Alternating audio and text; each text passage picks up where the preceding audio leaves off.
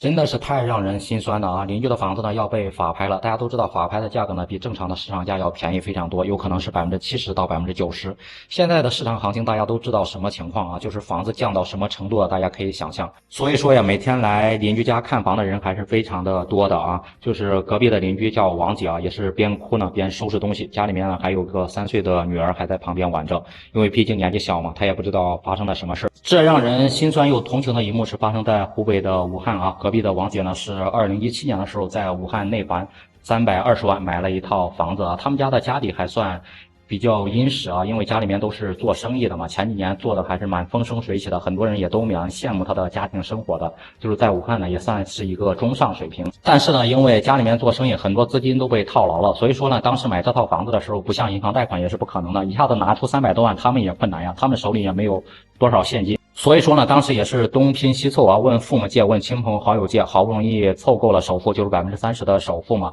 大概有100万左右，剩下的220万呢，就全部给银行贷款了啊。当时贷款的利率还是蛮高的，他当时办的好像是建行还是哪个银行的5.8%的利率啊。前几年上车的业主，包括买房的，真的肠子悔青了，现在3点多，自己5点多，整整差了2个点啊！这一个月要起码比别人多还几千块钱的房贷，真的是让王姐万万没有想到，非常崩溃、难以接受的事就是6年之后啊，这个房子竟然在3年疫情之后呢，整整跌了一半啊！现在就是160万，他自己已经挂出去将近半年的时间了，依然是看房的只有2、3个。别人呢还都是非常不满意。现在呢，很多人买房都是完全是买方市场了嘛。那么多新的商品房，我为啥要买二手房呢？所以说呢，房子也最终是没有卖出去。再加上这几年整个的生意也不景气，整个的家里的资金，包括整个公司也遇到很大的一个困难，资金完全是周转不开了。王姐呢，从2017年开始还房贷啊，每个月的房贷呢将近有1万5左右，然后还了将近6年的一个时间。总共是还了将近80多万，他自己算了一笔账啊，我还了80多万，整个借银行是借了220万，是不是我现在整个欠银行还有140万？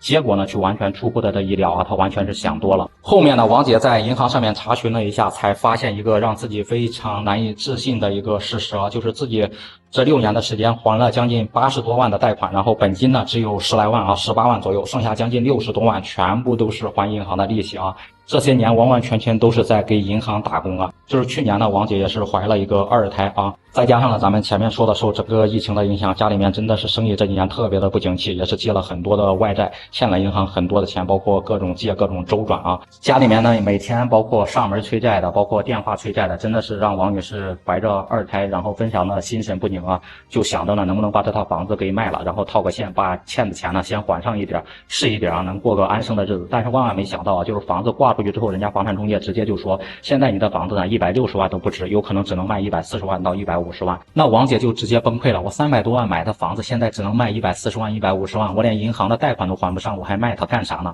于是呢，她跟老公商量之后，就干脆一不做二不休，走上了一条不归之路啊！大家知道是什么不归之路吗？在这里啊，一定要把视频认真的给看完，就是走上了断供之路，也就是这几年很多人会选择的一条之路，断供啊！他们起初的想法就是，这个房子本来就抵押给银行了嘛，我大不了不还月供了，然后到时候银行把房子给收走成为银行了，我这个房子不要了，大不了就是不要了，破罐子破摔嘛。但是万万没有想到啊，接下来的事情呢，完全没有按照他们原来想的来发展，就是接下来的5个打击呢，是一次比一次沉重啊，让他们彻底的崩溃，彻底的接受不了。断供之后呢，银行也催了王姐很多次啊，但是她依然是不还嘛，感觉无所谓了。后面呢，就是法院嘛，就开始把整个房子的查封，然后评估，然后拍卖嘛。最终的市场拍卖价，大家想一下可以是多少？本来是可以卖160万的房子呢，最终呢是128万成交了啊，因为很多人都是捡漏嘛，没有人买，别人直接128万捡漏了一个320万的房子，相当于是你拿到这120万之后还给银行之后，还倒欠银行80万呀！大家可以想一下，还倒欠银行80万。当然了，事情还远不止于此啊，还有什么违约金、律师诉讼费、什么保全费、各种费用，杂七杂八的算下来还有20多万，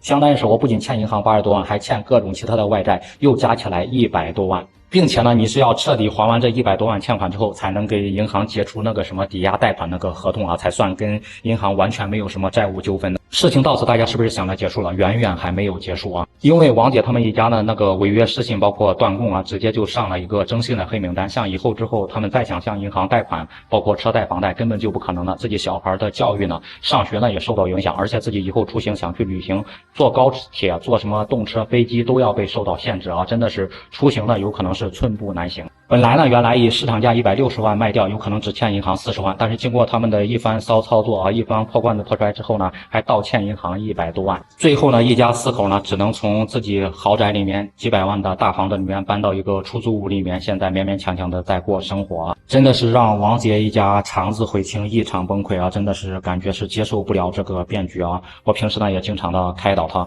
所以说在此也是提醒各位啊，提醒各位买房的，买房一定要量力而行，不要不自量力啊，就是借各种款去上车啊，要想想自己月供到底能不能还上，而且呢，就算还不上，一定要想各种办法，千万不要断供，千万不要断供啊！断供之后的后果真的是我们普通人承受不了的，哪怕是他们中产阶级有钱的人都承受不了，你一个普通老百姓怎么能承受得了呢？